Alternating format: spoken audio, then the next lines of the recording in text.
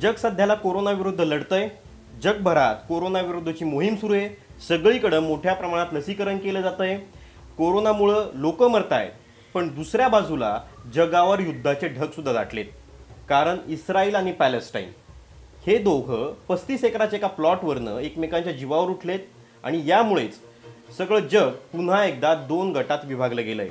आता दोन गटात विभागलं गेलं हे म्हणण्याचा अर्थ माझा असा की पहिलं महायुद्ध आणि दुसरं महायुद्ध हे ज्यावेळेस झालं त्यावेळी सुद्धा अख्खं जग हे दोन गटात विभागलं गेलं होतं। तसंच जग पुन्हा एकदा दोन गटात विभागलं गेलंय की काय अशी परिस्थिती सध्या तयार झाली आहे।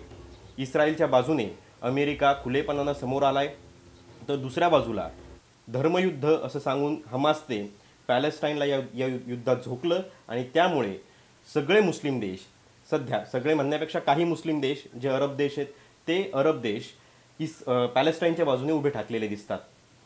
त्याचमुळे आता प्रश्न येतोय की पुढे काय होणार।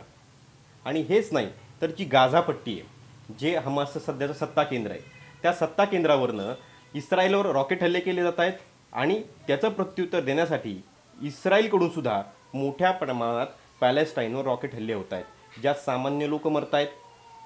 पण जर तुम्ही गुगल मॅपवर ही जी गाझा पट्टी आहे किंवा इस्रायलचे जे काही भाग आहेत ते जर पाहण्याचा प्रयत्न केला तर ते अतिशय अंधुक दिसतील। हे अंधुक का दिसतात हेच आपण आजच्या व्हिडिओ समजून घेतोय। नमस्कार, माझं नाव आशिष सूर्यवंशी आणि तुम्ही पाहताय TV9 डिजिटल।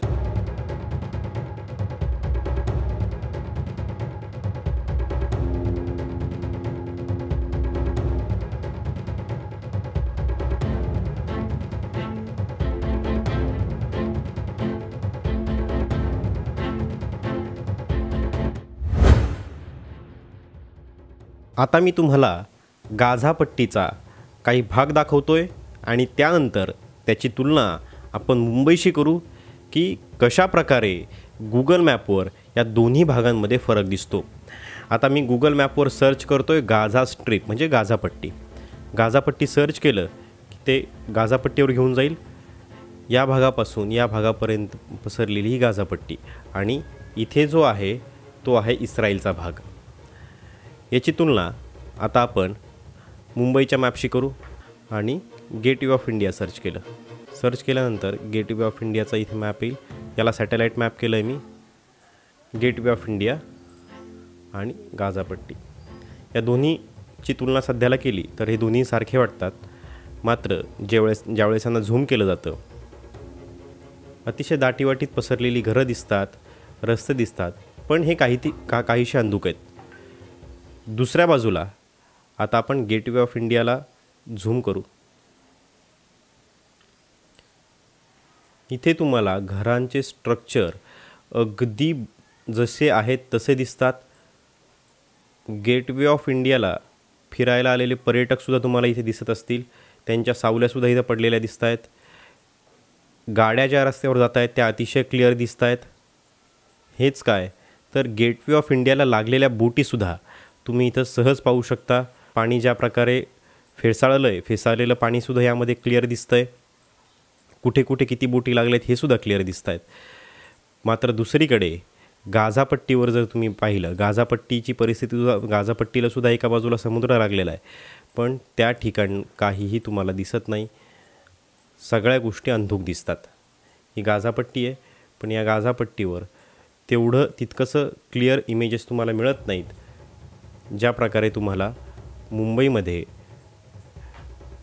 सगळ्या इमेजेस तुम्हाला क्लिअर मिळतात। गाझा पट्टीवरील हाय रिझोल्यूशन इमेजेस गुगलकडे उपलब्ध नाहीत असा भाग नाही। अत्यंत हाय रिझोल्यूशन इमेज गुगलकडे असल्याचं अनेक तज्ज्ञ सांगतात, मात्र त्या गुगल मॅपवर दाखवले जात नाहीत। आता तुम्ही म्हणाल इतक्या हाय रिझोल्यूशन इमेज कशासाठी हव्यात? तर जेव्हा इस्रायलकडून गाझा पट्टीवर रॉकेट हल्ले केले जातात तेव्हा हा हल्ला कुठल्या इमारतीवर झाला आहे, किती नुकसान झालं आहे हे जाणून घेण्यासाठी गुगल मॅपचा आधार घेतला जातो। मात्र त्या इमेजेस गुगलवर सापडत नाहीत। गुगलच्या म्हणण्यानुसार पृथ्वीच्या प्रत्येक भागाचे फोटो घेण्याचा गुगल प्रयत्न करतं, लोकांपर्यंत ताजे नकाशे पोहोचवण्याचा त्यांचा प्रयत्न आहे, मात्र गाझाच्या बाबतीत विचार केला तर तसं होताना दिसत नाही।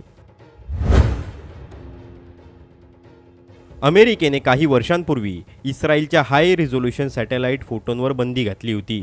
इस्रायलच्या सुरक्षेच्या पार्श्वभूमीवर अमेरिकेने 1997 साली हा कायदा केला, ज्याला काईल बिंगमॅन संशोधन म्हणजेच KBA म्हणतात. फक्त अमेरिकेच्या कंपन्यांना व्यावसायिक कारणासाठीच लो रिझोल्यूशन फोटो इतरांना पुरवण्याची परवानगी होती. इस्रायलची सैन्य ठिकाणं दिसू नये हा त्यामागचा उद्देश होता. मात्र जेव्हा फ्रान्सच्या एका कंपनीनं हाय रिझोल्यूशन फोटो देण्यास सुरुवात केली तेव्हा या कायद्याचा उपयोग राहिला नाही आणि जुलै 2020मध्ये हा कायदाच रद्द करण्यात आला आणि अमेरिकेच्या कंपन्यांनाही हाय रिझोल्यूशन फोटो देण्याची परवानगी देण्यात आली. ही गाझापट्टी, इथपर्यंत गाझापट्टी आहे आणि तिथून पुढे इस्रायल सुरू होतो. इस्रायलचा गाझापट्टीला लागलेल्या भागात शेती मोठ्या प्रमाणावर केली जाते, त्यामुळे इथे तुम्हाला सगळे शेतीचे पट्टे दिसतील. बाकी घरं अतिशय कमी प्रमाणात आहेत आणि याच भागात, याच दोन भागात, एका बाजूला गाझामध्ये हमास काम करतं आणि दुसऱ्या बाजूला इकडे इस्रायल.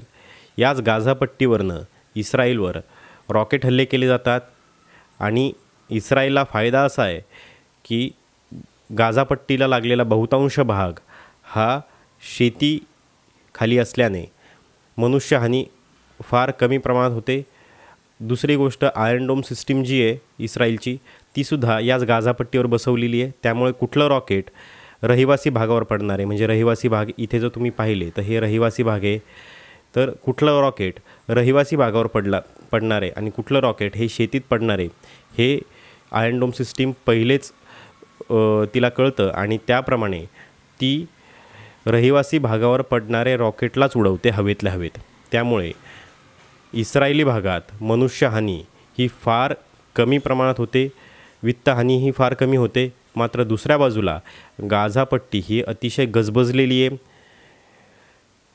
तुम्ही जर पाहिलं तर घरं तुम्हाला दिसतील. त्यामुळे इस्रायलकडून ज्यावेळेस गाझापट्टीवर हल्ला केला जातो, हमासकडे कुठलंही आयर्न डोम सिस्टीम नसल्यामुळे, प्रतिरक्षा प्रणाली नसल्यामुळे हे हल्ले थेट रहिवासी भागावर होतात आणि त्यामध्ये मोठ्या प्रमाणावर पॅलेस्टाईनचे नागरिक मारले जातात.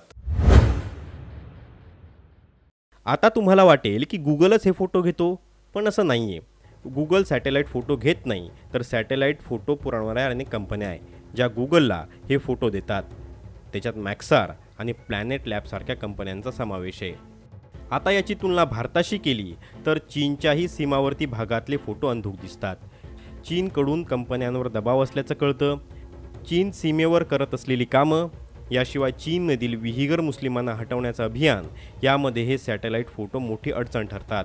त्यामुळे हे भाग बऱ्याचदा अंधुक ठेवणं चीनला सोयीस्कर ठरतं. तसंच अमेरिकेकडूनही गाझा आणि इस्रायलमध्ये केलं जात असल्याचं तज्ज्ञांचं म्हणणं आहे.